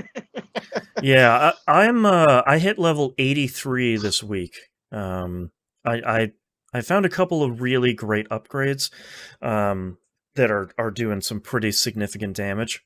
Fair warning, the 60 floors, 60 through 69, are miserable. They are shrouded by mist, so they're all those hidden tiles, so you can't see any of the floor at all. Nice. There's an ability on floor 69 to get rid of that, and you'll be able to see all of it. But you have to make it all the way down there and figure out how to get to the tile to get to the ability. Definitely not something, where I will say like, oh, this garbage game, I've never come, I'm at floor 83, like I'm still playing. But that was one of those things where it's like, it will be fine once I get the ability to see the floor again. And like floor 70 and all the way down to 99 are fine. They have traps for other reasons. But those were pretty frustrating. And the one really frustrating thing I ran into was I was cursed, and I don't believe there's a way to avoid this. I was cursed by an enemy, and I got turned into a hamster. And that hamster is super cute, but it can't hit anymore. I was going to say, is it like the frog where you're just doing 1 point of damage no matter what? Yeah, it's not even that. It just misses all the time. I had to Google, and you'll have to Google it when this happens to you too. I had to Google how to get rid of it. There's one tile in the entire game that has an idol that will remove that. Pay really close attention to where that is, to what enemy casts that on you, and just run away from them forever. So that's the other thing that I think is really interesting about this game is I think like the very first skill you get is withdraw, which is just like try and get me out of this battle. There's no downside to it. Obviously, you don't get the experience or items or gold or whatever, but you can just beat feet out of that fight, and the game's just like, yeah, man, all right, cool. The enemy tiles removed off of the map, and you can just go about your business. No big deal. Yeah. I really respect that, because there's some fights where I get into it, and I'm like, cool, here are 6 terraforming machines that have 150,000 armor, which isn't that big of a deal at this point, and like 250,000 health. I can fight one of those, can't fight 6 of them. I'm going to get out of here. And the game's just like, yeah, man, that's cool. I don't blame you. Look at those things. They're giant. And I've even run across, the first time I ran across this was on floor 15, where I came into a tile, and the game goes into the battle menu. There's no enemy, and it just sits. And I thought my PlayStation had frozen until I realized that it let me pause it. And I'm like, what is going on? And then it just says the enemy is flood. Yep. I'm like, you can hit the X button to skip that too, and it just says, yeah, the enemy has withdrawn or vanished or something. So every once in a while that happens. This had me set because I was scared that, not that my game froze, that something big was going to show up and just wreck my day. It's like, why can't I see it? What's coming? Yeah, it's going to be like this Yu-Gi-Oh thing where you just see a fist, and that's the thing that you're fighting because it's so massive. Yeah, I there's like a funny, almost Alan Wake sense to this game where every once in a while you'll land on this tile where it'll be like, oh, enemy information, and you'll get the bestiary record for an enemy, but it's usually one that you haven't fought yet. Usually it's one you're going to fight a couple floors down. And now I'm getting into the point where I'm like fighting supercomputers and a castle and a living tree and like real wacky like 16-bit JRPG business where it's just like, yeah, you're fighting like seaweed and a devil cat, but they're level 99. It's just like, oh my god, okay, great, terrifying, fantastic. Yeah, I've already run across some like autonomous like flying machines and stuff like that. Yeah.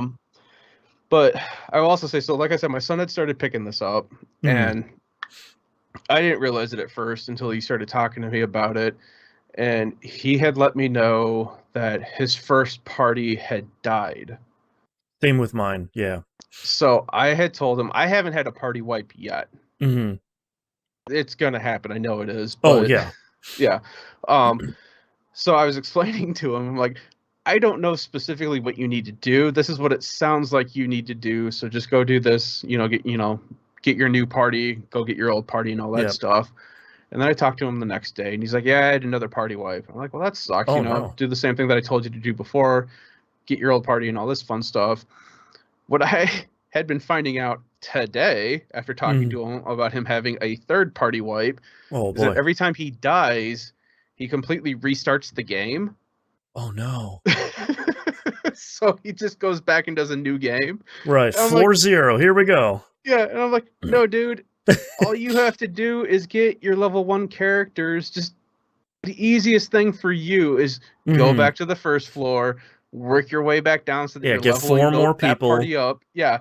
Well, go find your old party, get them back, and then switch back over as you need to do. To be fair, the game does tell you very explicitly when you wipe, they're like, your party members are knocked out on the tile you left them, on the floor you left them. You can grab a new party and go down and get them, or you can restart the game from the beginning. So, like, the game very explicitly tells you, like, go recover them, or start the whole thing back over if you want. And they very distinctly say, if there are no living people left in the academy, the game is over. So I wonder if he got spooked by that and said, like, well, I'm just starting the whole thing back over. I'm thinking he just didn't read it all the way, and he was like, I guess I have to restart. Man, this game's hard. Yeah, delete this save. 1 and done. Here we go. Yeah. But so he did tell me before F1 started today that he was able to get his old party back. Nice. And so he's going through with that stuff. Good. But I was helping him because when he died, he was with his new level 1 party on like floor 10 or something like that, which is not where you want to be. No, floor 1, man. Like, you get starting back over. So I'm sitting here talking him through. I'm like, okay, dude, the exit's over here. You can't get there because there's like an FE battle over here. Right. Go back to the stairs, go up and, descend, resend, so that way it resets where all the fights are at. Yep. And we were able to get him up to floor 9 for him to use a teleporter. Nice. But where the teleporter was at, there was constantly like these strong battles around the teleporter. Yeah. That he would have to fight. And I'm like, all right, this is what we're going to do. You have the skill equipped to just hit square and ascend a level and descend a level. Yep. So go ahead, see if it'll let you ascend where you're standing. It did. I'm like, walk 2 squares to the right and descend, and that's going to put you right on top of that teleporter. Yeah, exactly. Yeah, so you got to that's the cool part about this game is like you can, it's not really a cheese, but it's like, all right, if you can figure out the math of like, all right, I see a shortcut over there, but I don't want to go all the way throughout this floor. If I just ascend up 1 floor, scoot over far enough, like navigate the maze to scoot over far enough, and then descend, I just like bypass this entire floor by using my skills correctly. Yeah, I mean, they give you an XY coordinate, so you might as well use it. Yeah. But yeah, that's pretty much been my game. It's just run around, grabbing tiles, fighting things, seeing really big hex numbers, and be like, that's not happening. Yeah, I'm not fighting soon. any of I this. grabbed a bestiary. I think it was for the FE group. Where I had grabbed a ghost bestiary for that, and it was saying how like the ghost had like 40,000 PD and 40,000 MP, but still 1 HP, and I'm like, I can do like 600 damage. Right. Yeah, Dungeons Encounters is just, it's super cool. Like I really wish they put out a demo for this where it was just like maybe the first couple of floors. Because I feel like if people could get a chance to play this and actually get their hands on it, I think it could sell really well. Because like even watching a trailer of this is just like, look at this budget business, and like it's a budget game with not a budget price tag, but it turns out to be an incredibly long and complex game. But like it's such a cool thing, and it's a really great game. Like I'm an level 83, and I'm like scouring every tile, and I'm getting every skill, and I'm trying to fight enough stuff along the way, and I'm just still having a blast. Yeah, I just picked up the skill so that it shows me how many tiles I am from a wanderer. Yes. And I am still trying to figure out how to actually use that to get a wanderer. Have you figured out how it tricks you? No. It is not telling you how close you are to a wanderer on that floor. Oh, no, that I figured out. Yeah. Because it'll be like, you're 5 tiles away from a wanderer. And it's like, and a wanderer is a new party member. And it's just like, I'm in a corner, and then very quickly you figure out, oh, it's either up or down some floors. It's just telling me relative to where I am. Yeah. I was able to figure that out on the first floor that I had gotten that, because it kept telling me that I was like 3 tiles away from a wanderer. Mm-hmm. And if I go left, I was 4, and if I went right, I was 4. So I obviously had to go up, and there was like nothing up. I was at the edge of the map. And you're like, dungeon encounters, cheeky bastard. Yeah.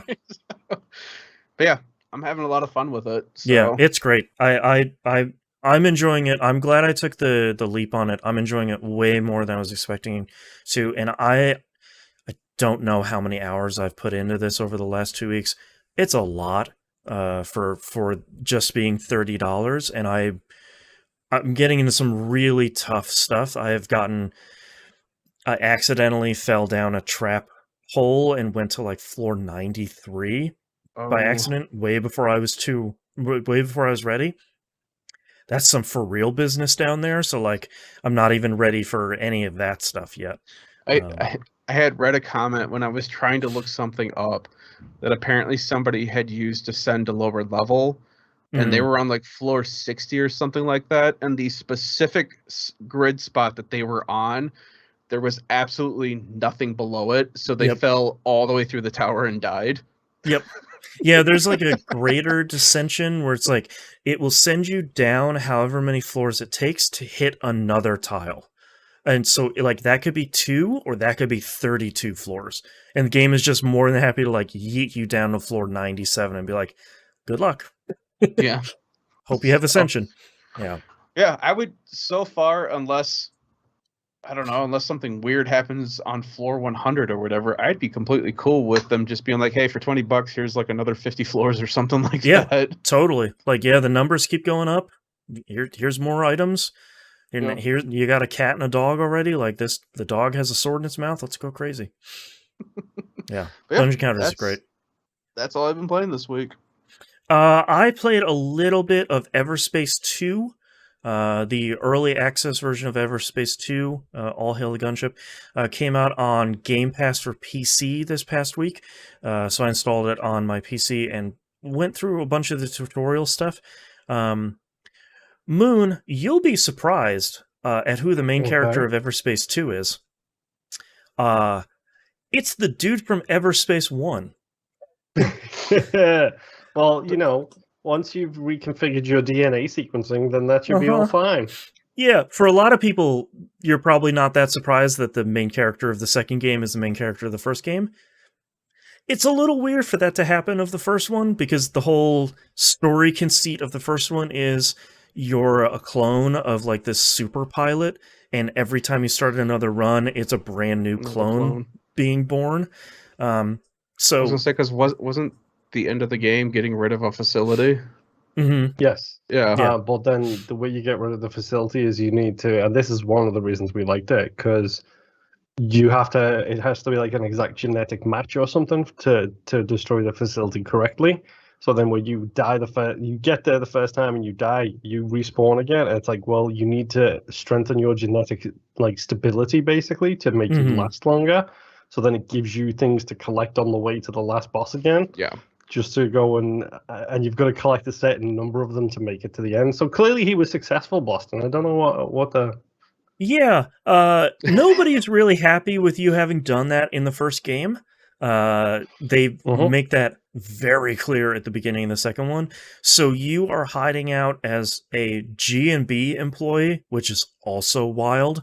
And you're just working off essentially a prison sentence by doing a bunch of protection jobs for a bunch of minors. And it's really interesting because it is picking up from a couple of years after the first one, and it has that same cool art style.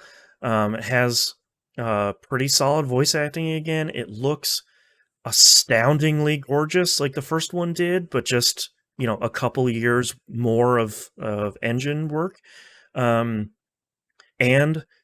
it's that first game, but with Diablo-style loot. So I wanted to come to console already. Yeah, it's there. I was super psyched when you guys posted in Discord that the preview was on Game Pass. I'm like, oh heck yeah! And I turned on my Xbox. I'm like, I don't see it, and then I see that it's under the PC Game Pass. I'm like, oh my god! I'm surprised they didn't put this on Xbox because I feel like Microsoft has been trying to put more stuff on their preview program on Xbox, and this seems like. It seems like the Everspace team is fairly small, so I feel like they maybe don't have the team numbers to get it over there. But I don't know how much time I'm going to spend with it, largely because I wanted to get in there and be like, all right, did they screw it up? What did they mess up? And it's like, nope, they did it again. Great, okay, great, fantastic, great, just come out on consoles in a couple of months so you can just ruin my life, please. By the way, if you haven't played Everspace 1, even if you're not a huge fan of roguelikes, it's one of the best out there. And by the way, it's one of the most beautiful space games I've ever played. And I played Elite Dangerous. I just bought a physical copy of Everspace on PS4 for $12. Oh no.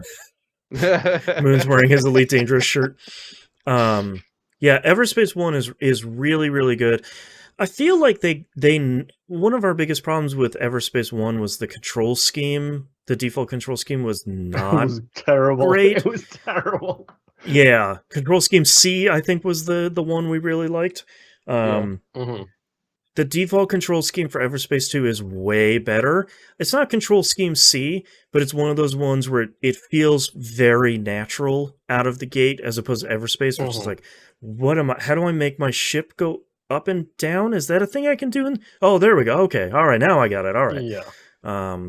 So Everspace 2 seems really great. I mean, their sales pitch for it was, hey, what if we made Everspace but with a story and with Diablo loot stuff? And it's like, great. You got me. What if we just gave you more Everspace? Yes. Please. Yeah. So I would like them to keep making Everspace games, and every game make a different genre. Sure. This one's a visual novel. This one's a point-and-click adventure. Darksiders series. Yeah, exactly. This is a third-person character action game. Adam's back again. So we're gonna get a Souls-like here in a little bit. Yeah. Man. Yeah. Is this a Zelda game in space? Yep. I think they're still aiming for like June or July 2022. The version I'm playing is like 0.6. So they're making pretty good progress. But the game is still like every cutscene at the bottom, it has like this big orange sign that says work in progress. So it's very much like, hey, this still is early access. Like that we are not kidding about it. But so far seems great. The construction. Yeah, exactly. The little 1990s animated GIF from the web of like that guy digging. But that's all I've been playing this week. So let's take a break. Yep. Yeah, close these blinds a little bit. Louise. Oh man. Oh man. I'm getting the stink eyes. She's hungry. Yeah. And she's also cleaning herself, so I'm getting the aggressive stink eye. Oh no. Well, good thing, Louise, we have a short second segment. Yep. All right. You guys ready to Jesus, that's bright. wrap this thing up? Just getting a tan over there. All I did was just open up, the show notes, and it's just all white. Yes. Like, oh my god. Yeah, like the one web app that doesn't really have a night mode. It's odd. Uh-huh. It'd be great. Are you kidding me? Google only just introduced that night mode for the homepage. Oh, don't even get me started. What Google really needs is an option to change. You know, when you're like going to a new website or you're opening up a new tab or something, like there's always that like little flicker when you're switching from one website to another where it's just like a blank white page. I would really like that, an option to have that just be a black page. See, I input a background on that. Mm-hmm. So it's darker. So like I can do like a new tab or a new page and it goes to that. Oh, nice. Instead of the white page. I'll have to go look for that. It makes my life a lot easier. Yeah. Because it is very violently shocking going to just a bright white page when everything else on my computer is black. It's frustrating too, because like one of the parts of modern web design is you don't really have a pure white web page anymore. Like it needs to be a little bit off white, and just like that new tab is just like, nope, still just God. I'm trying to research something at midnight, and I don't need a blank white page, please. My eyes can't adjust because I'm looking into the sun. That's right. Okie doke. Are you guys ready? Yep. Starting in 3, 2, 1. Let's talk releases for the week of October 25th, 2021. Marvel's Guardians of the Galaxy comes out PS4, PS5, Xbox One, Series consoles, Switch, and PC. Boston is super excited for this game. Oh, yeah, I couldn't 100%. Be. I haven't seen anything about it. You know, Square. Stop talking about it. Yeah. Hashtag not games as a service game. Correct.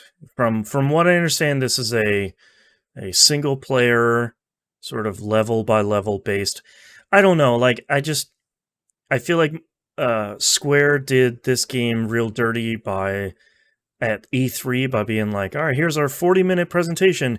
25 minutes of it is Guardians of the Galaxy. It's like, cool. Like, you're unselling me on this by showing way too much. Like, it looks kind of cool. I don't know. Like, it looks fine, but we'll see where I do not need to see a whole level played out. Yeah, like, I don't need to see. I know what type of game it is. It's a third person, like, you control your squad. You got skill points and stuff. There's going to be humor. I don't know if it'll land or not. Like, I don't know. It looks fine. Curious to see what the reviews are going to be. Excuse me. Against all odds, Super Robot Wars 30 comes out on PC. Actually, in the West, including the United States, 1,000% wild. Is this a Musum game? Yeah, so there's been this. The Super Robot Wars, like the Super Robot series, is like this licensing nightmare where it's like every mech across every property in the history of mech, like anime and movies and TV shows and stuff. What if all of them were fighting in one game? And it's like, that's great. That's impossible to come over in the West. Okay, so this is the Shonen Jump game. 100%, but like impossible to license. Like there's a couple of them that come out every once in a while, and it's like, yeah, this looks really great, and it will never come out over here. Man, this one soundtrack is pretty awesome. Yeah, they're really cool games. Thankfully, this one I think it's the 30th anniversary. Thankfully, this one is coming out over here because it looks pretty sweet, and somehow they managed to figure out licensing. That's some real dark magic. I don't understand. You figure it out by just ignoring it. Yeah, we're releasing it. Scoop it up quick. You know what I mean? Yeah. Hurry up before it's delisted. Yeah. Age of Empires 4 comes out on the PC. I feel like this looks like a sequel to Age of Empires 3. You know, it's like Forza Horizon 5. That's a Forza Horizon game. You know, like it is what it is, and it's not going to stray too far from it. Backbone comes out on PS4, PS5, Xbox One, and Series consoles. This is a cool, like, pixel-based, everybody's an animal. I thought it was a point-and-click adventure game, but it largely looks like a game where you're spending the majority of your time talking to other people, which is great, because you kind of cut out the BS from point-and-click adventure games, which are the puzzles. So this looks kind of neat. I didn't know this was coming out so soon. Another game that I also didn't realize was coming out, Riders Republic, comes out PS4, PS5, Xbox One, Series consoles, PC, and Stadia. I really want to pick this up, but I don't really feel like paying $60 for a game right now, considering I have a backlog the size of my hard drive. Yes. Yeah. Yeah, I don't know. I played the was it the beta or the network test or whatever? That was fine. There's gonna be, I think it's out right now. There's a demo-y thing where you can play for 4 hours or so. So let's be honest, that's a Ubisoft racing game. Probably just need the 4 hours and then wait until it's $20 on Black Friday. Black Friday this year. So it seems fine. It was kind of fun, but like Forza Horizon 5 is coming out in like 2 weeks, so who cares? Remind me, 12. dude. Yeah. There's something coming out on the 5th that I keep forgetting about. Oh, I don't even remember what or that maybe is. that's Verizon and Shin Megami Tensei's the 12th. Oh, I think you're right. I think I did have those. Yeah, Oh my God. SMT5 is coming out. Yeah, my God, what am I gonna do? Yeah, but so like I look at Riders Republic and I look at, Forza Horizon 5, and I'm like, well, I don't really care because Forza Horizon 5 is coming out. I'm just gonna put in a PS Prices request for Riders Republic. Yeah, I think. That's what I did. Also, Forza Horizon 5 preload is available right now, everyone, because it's 130 gigs. Ouch. Goodness. Speaking of hard drives. Yeah. Boy. Voice of Cards, The Isle Dragon Roars comes out PS4, Switch, and PC. I guess this is the next card-based dungeon crawler that I will be picking up after playing Hand of Fate 2 not too long ago. There's a demo of it out now on all of those platforms. And Yoko Taro is making a cool narrative-based, card-based Hand of Fate 3. So, yay! Exciting. Very... do we know launch price on this yet? I'm probably... $29, I think it was. Where? God. Yeah, Okay. I don't think this one had a if you pre-ordered it, it was cheaper. Oh, sure. I think it was $29 and then $39 for like all the DLC stuff. Oh, right, because it had some... It had the Near Automata yeah. side story pack. Yeah. Yeah, I'm trying to look it up real quick. Red Square, I guess I'll be picking this up too. Thank you. Yeah, the month month of Square. $29 for just the base version of it. Biscuits. Okay. $37.99 for the DLC set and the game if you pre-order it now. What a treat. Thanks, Square. Yeah. Goodness. That'll save me money for Final Fantasy V Pixel Remaster. That'll be $2, right? Yeah. Cough. But Boston, you get 1, 2, 3, 4, 5, 6, 7, 8 pieces of DLC. That actually sounds all right. It's what, $1 something each DLC piece? It's a cheap. Yeah, they're like, most of them are 99 cents and 2 of them are $2.99. And one of them's the music and the other one is the pixel art set. Oh, pixel art set. My weakness. Curse you. Anyways, Just last keep talking game... about this game, whatever. Yeah, last game. Welcome to the Voice of Cards cast. The podcast Dragon Roars. Last game here on the list is the Mario Party Superstars coming out on the Switch. If you haven't seen this, it's like a greatest hits of Mario Party plus online play, including just being able to find randos, like being an LF2M Mario Party. Like it's... You thought Blueberries and Destiny were bad. Wait until you see Blueberries and Mario Party. That's right. Wait until you roll the dice. It's gonna be real bad. I would really like to see the Mario Party Superstars community come up with their own version of blueberries. Like, what are the like internet randos of Mario Party Superstars called? Snake Eyes? Oh, it's a good one. I like it. Look at these two Snake Eyes over here. They're not going to win. Great. I love it. It's got to be something that involves hope.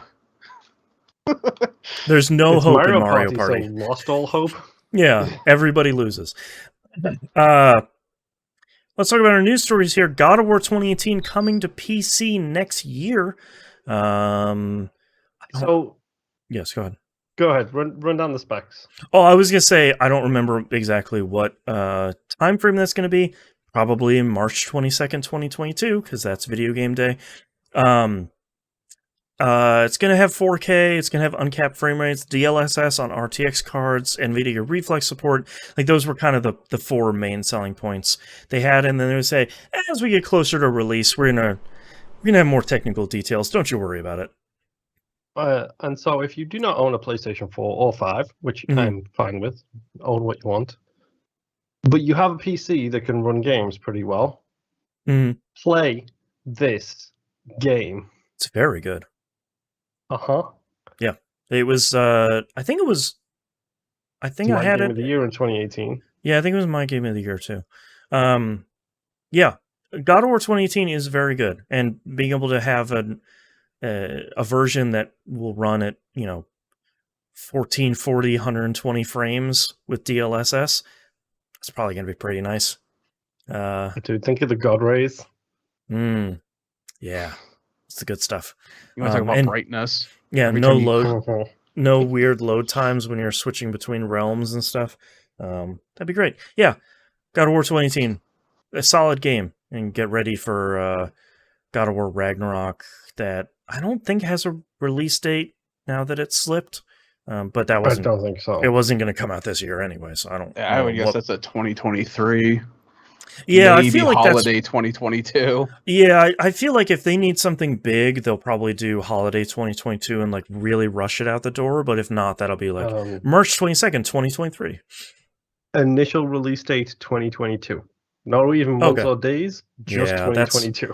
That's not the first half of next year.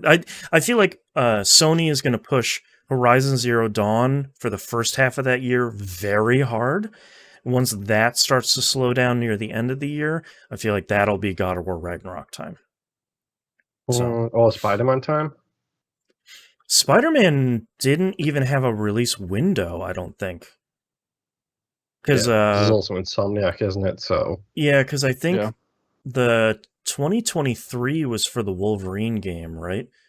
And I don't think Spider-Man even had one where they were like, "Hey, I don't know, man, we're making 5 things right now." Actually, now that you bring that up about Wolverine, I thought they did have something about a Spider-Man release. Oh, maybe that was the 2023 one, and then Wolverine was like, "Don't even worry about it." Unknown, yeah. It'll come out later. I think they had even said, it's like, all we have is this movie and an idea. Yeah, that's fair. Marvel's Spider-Man 2, which is the full title. Oh, boy. That is 2023. Okay. So we'll see that in 2024. Yeah. And then Wolverine is going to be probably a couple 2026 years after that too. Yeah, God, I hope that's an M-rated game. It needs to be. So.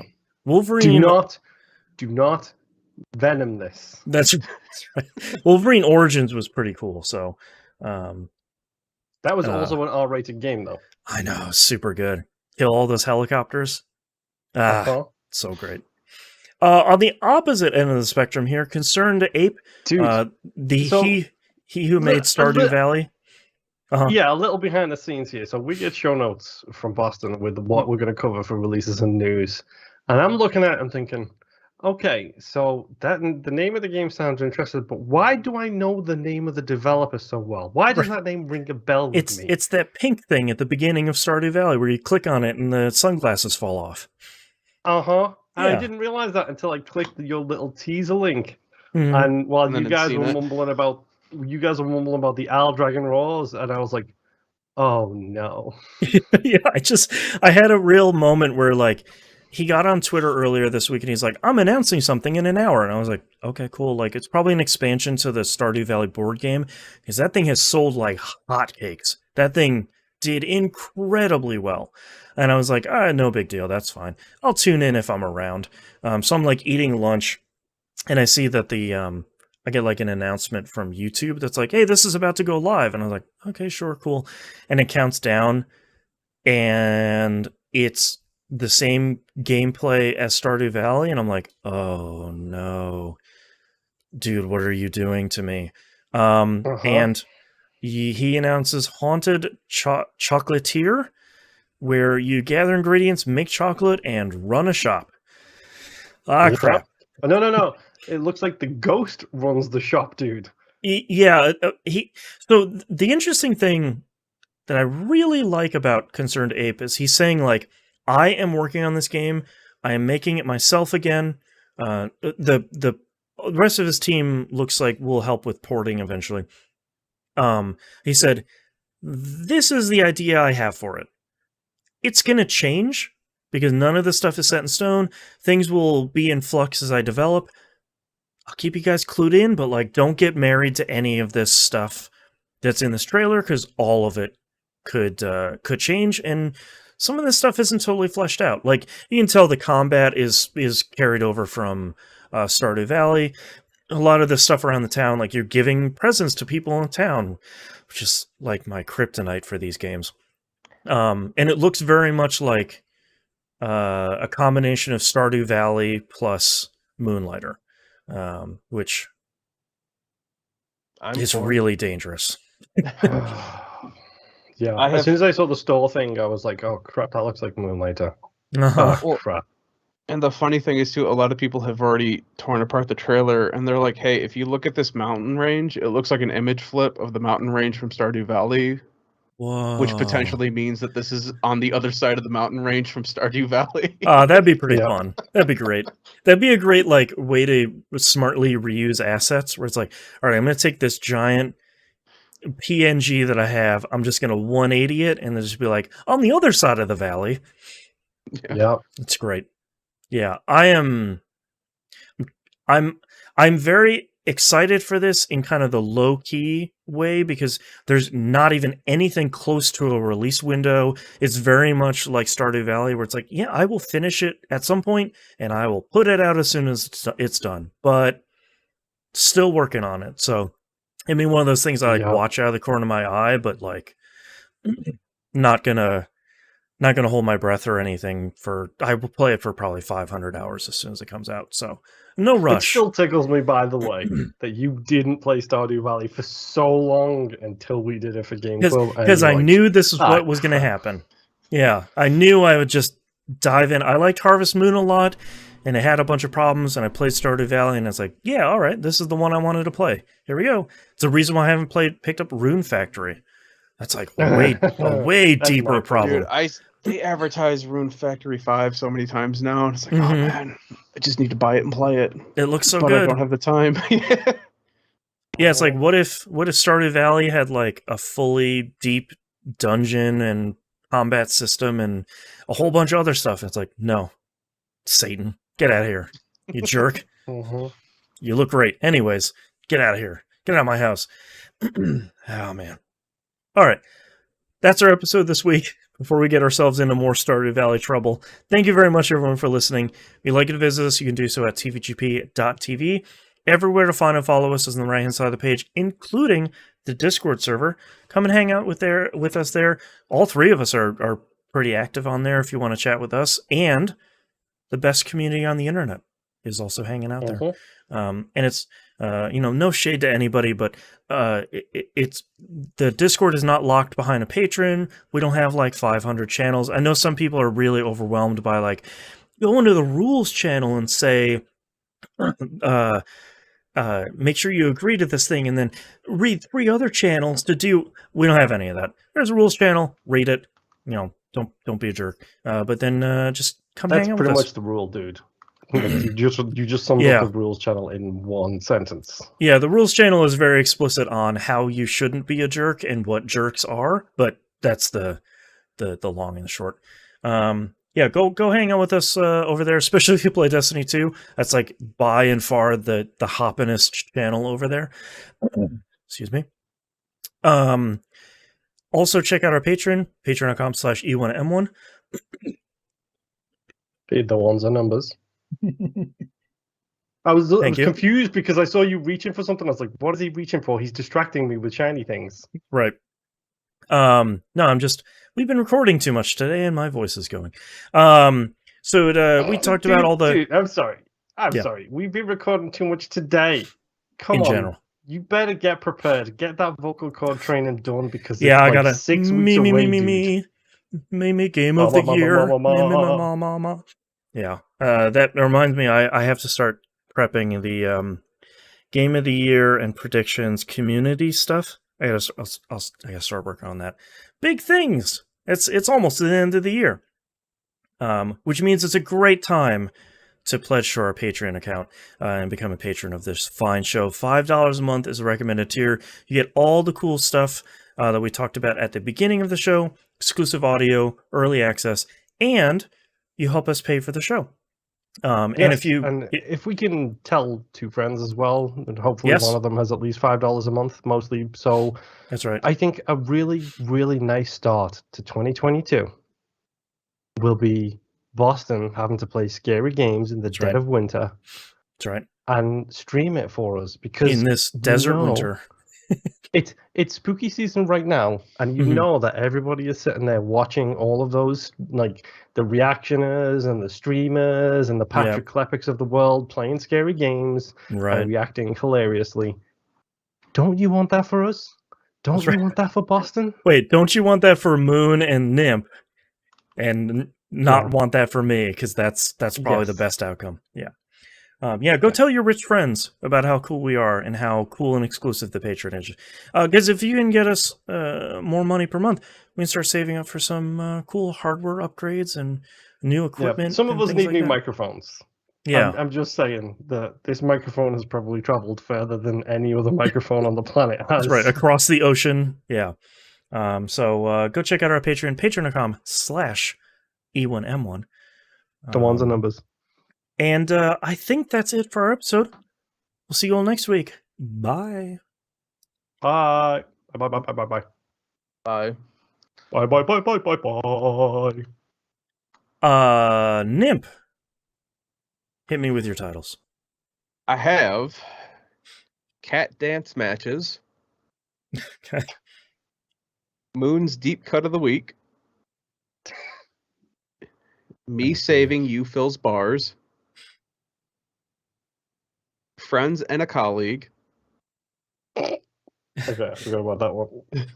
All Hail the Gunship, which I think we've already used before, but I think we did. And then my last one, a backlog the size of my hard drive. Backlog the size. Oh, my hard drive. Moon, what do you have? Get some blues. Pay it forward. Story isn't important. It's been an experience. Dungeon Explorers. Backlog the size of my hard drive. Roll the dice. And Stardew Valley Trouble. I have This Game Sucked and I Love It.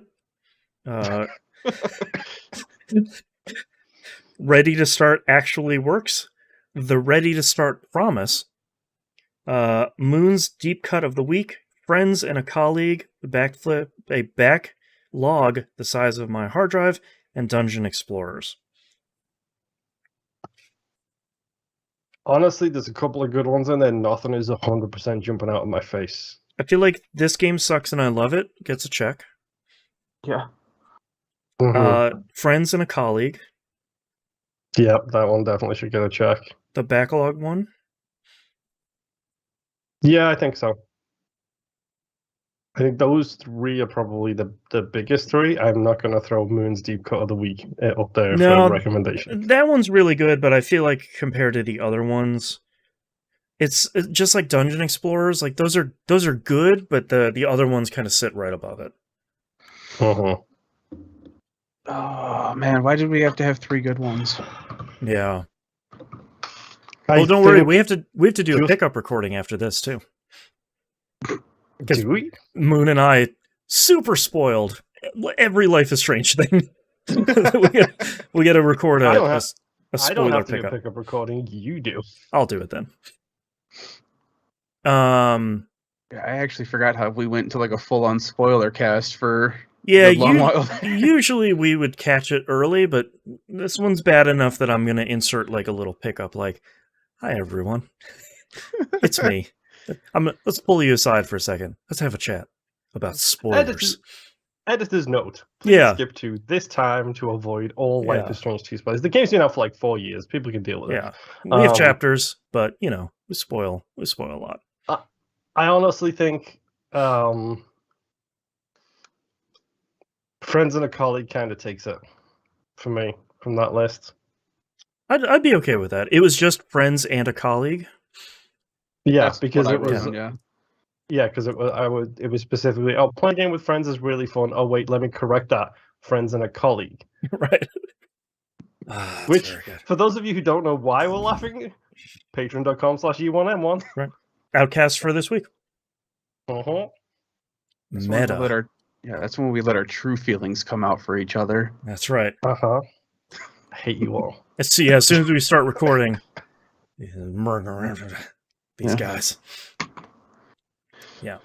Okay. Let me know when you guys are ready. Oh. Yeah, I'm ready.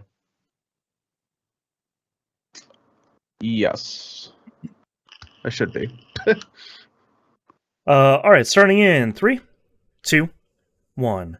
This is That Video Game Podcast, episode 731 for October 25th, 2021. Friends and a Colleague. Which is which? You have been firmly put in the colleague zone. All right. Thank you very much, everyone, for joining us. Happy to see some new peeps around here. Thank you for coming and hanging out with us. Hope we'll see you all here next week. Bye. Bye.